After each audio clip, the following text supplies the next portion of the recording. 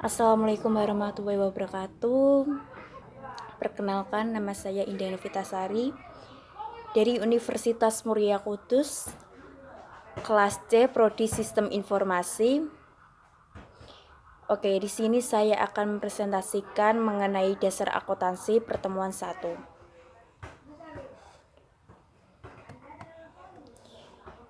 Tujuan 1. Menguraikan karakteristik sebuah perusahaan. Kemudian 2. Menguraikan peran akuntansi dalam perusahaan. 3. Menguraikan pentingnya etika bisnis dan prinsip-prinsip dasar perilaku yang etis. Yang keempat, menguraikan profesi akuntansi. Yang kelima, mengikhtisarkan perkembangan prinsip-prinsip akuntansi dan mengkaitkannya dengan praktik akuntansi.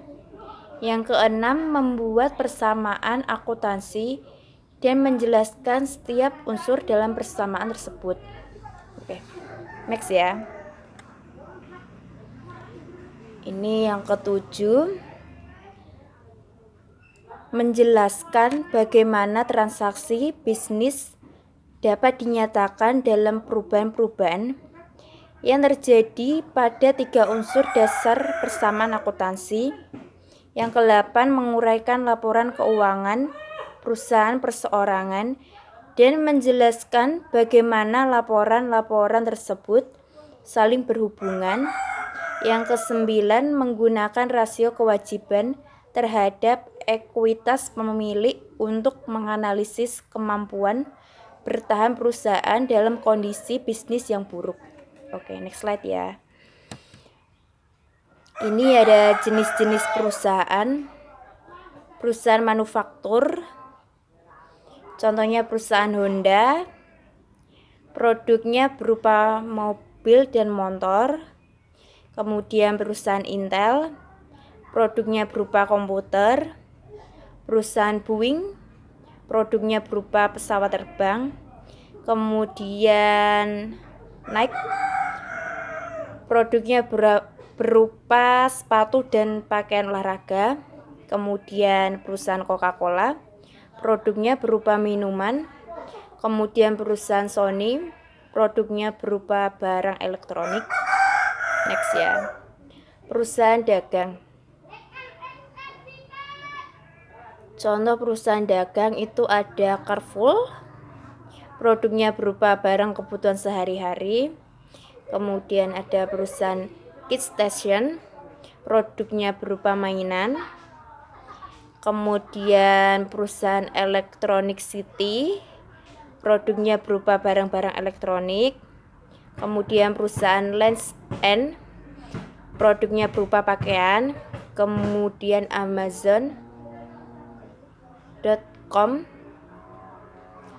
produknya berupa buku, CD, dan produk-produk lainnya melalui internet. Oke, next ya. Ini ada perusahaan jasa. Ada Disney, produk jasanya berupa hiburan. Kemudian perusahaan Garuda Indonesia, produk jasanya berupa transportasi. Kemudian Marriott Hotels, produk jasanya berupa hotel. Kemudian Citibank, produk jasanya berupa keuangan dan perbankan. Kemudian perusahaan Telkomsel, produknya berupa telekomunikasi. Next. Ini ada jenis-jenis organisasi perusahaan.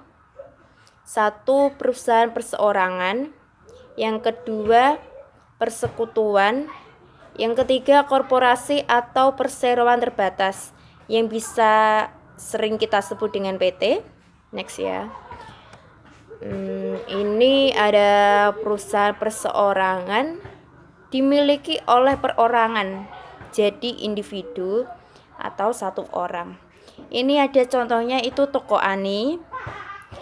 Keunggulannya itu 1, kemudian pengaturan.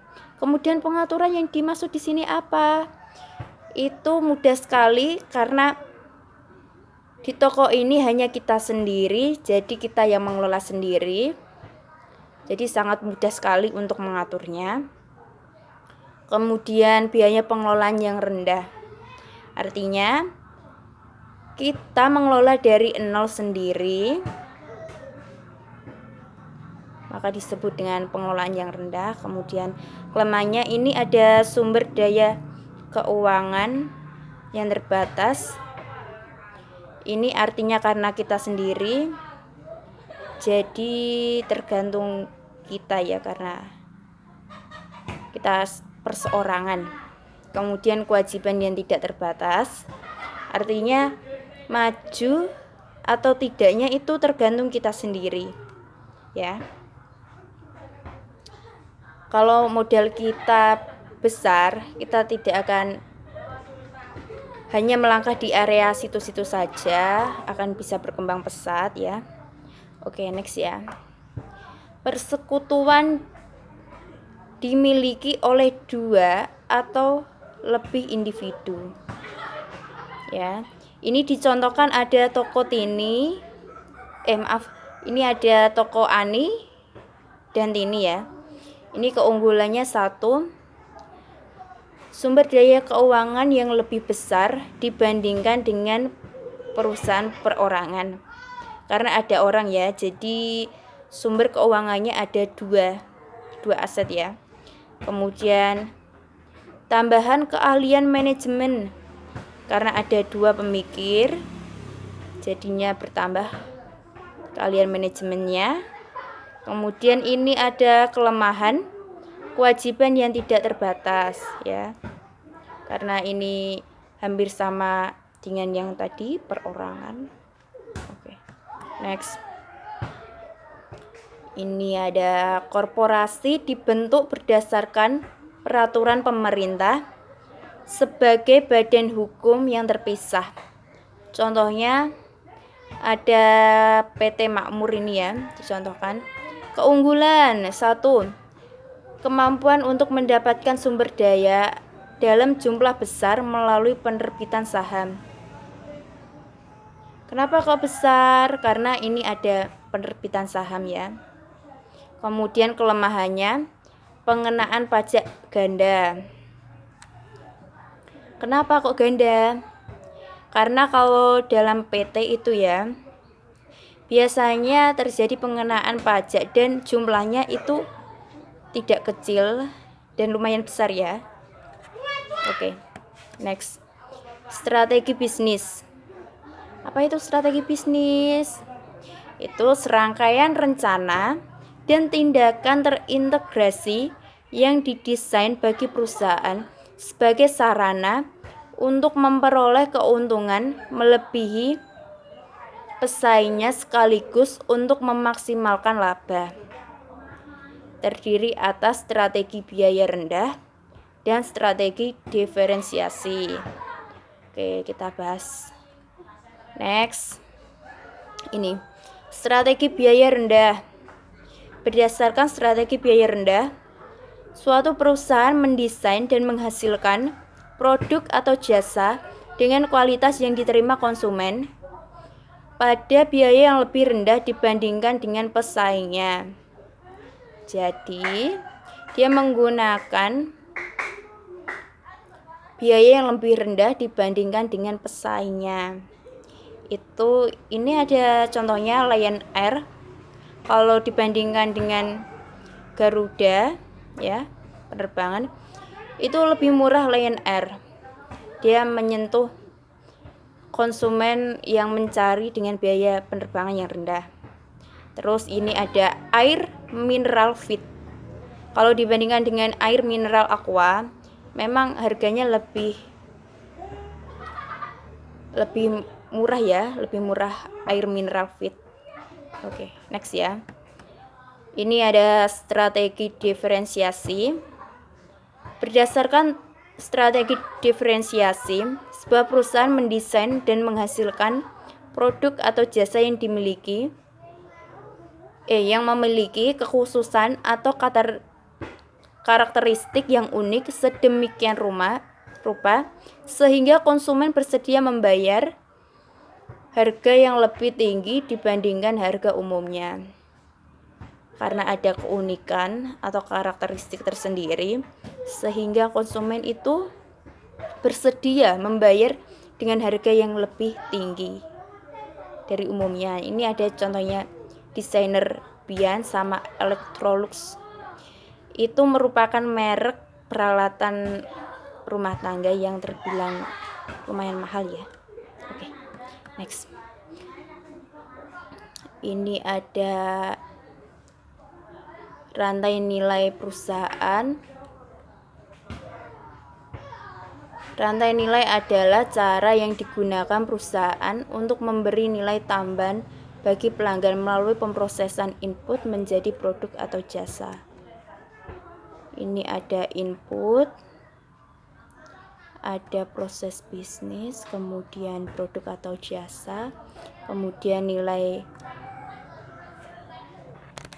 pelanggan ya. Oke, next ya. Pihak-pihak yang berkepentingan. Pihak-pihak yang berkepentingan terhadap perusahaan adalah perorangan atau entitas yang mempunyai kepentingan dalam menentukan kinerja perusahaan. Siapa sih pihak-pihak yang berkepentingan? Ya, next ya, kita akan jelaskan di slide berikutnya. Ini pihak-pihak berkepentingannya. Proses-proses penyediaan informasi. 1. Mengidentifikasi pihak-pihak yang berkepentingan. Ini yang internal, ada pemilik, manajer, kemudian karyawan. Kemudian yang eksternal ada pelanggan, kreditor, kemudian pemerintah. Ini yang kedua, kemudian menilai kebutuhan informasi dari pihak-pihak yang berkepentingan. Kemudian yang ketiga, mendesain sistem informasi akuntansi untuk memenuhi kebutuhan pihak-pihak yang berkepentingan. Terus ini ada CA ya. Kemudian yang 4 ini mencatat data ekonomi berkaitan dengan aktivitas dan peristiwa bisnis. Oke, next. Ini yang kelima, menyusun laporan keuangan untuk pihak yang berkepentingan melalui SIA. Apa sih SIA itu? SIA itu sistem informasi akuntansi, adalah suatu laporan yang dibuat khusus untuk perusahaan. Ya, biasanya itu terdiri dari neraca saldo, laporan laba rugi dan lain-lainnya. Oke. Kemudian ini etika bisnis, prinsip moral yang menjadi dasar bagi perilaku yang etis. Ini ada 1, menghindari pelanggaran etika yang kecil. Kemudian yang kedua, pusatkan perhatian pada reputasi jangka panjang. Oke, yang ketiga, bersiaplah menghadapi konsekuensi yang kurang baik bagi diri Anda bila berpegang pada perilaku etis. Oke. Kemudian ini profesi akuntansi. Akuntan yang bekerja pada perusahaan bisnis atau organisasi nirlaba disebut sebagai akuntan swasta. Yang kedua ini akuntan dan stafnya yang memberi jasa akuntansi berdasarkan honor disebut sebagai akuntan publik. Next, prinsip akuntansi yang berlaku umum. Itu ada 1, konsep entitas usaha. Konsep ini mengharuskan agar aktivitas usaha dicatat secara terpisah dari aktivitas pihak-pihak yang berkepentingan. Oke, dicatat secara terpisah ya. Ini kemudian lanjut ya. Yang kedua, konsep biaya. Konsep biaya adalah dasar untuk mencatat harga pertukaran atau biaya akuisisi dalam pencatatan akuntansi. Oke, next ya. Kemudian yang ketiga ini konsep objektivitas.